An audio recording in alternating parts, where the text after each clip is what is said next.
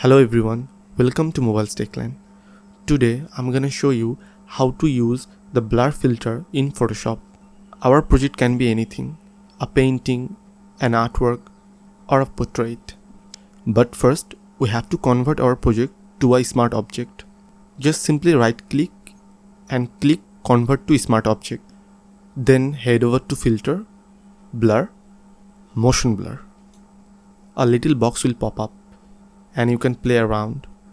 You can change the distance, you can change the angle, and it's totally up to you.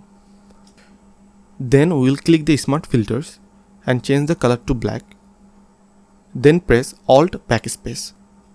The motion layer is now in the background, and to bring it up, we will first change the color to white. Then we'll press B for brush, and you can choose any brush, and we are going to simply paint over it, and you can take your time, you can play around until you are satisfied.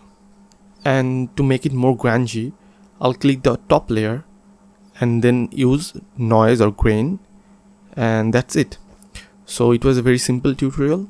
Thank you very much for watching. I hope it helps.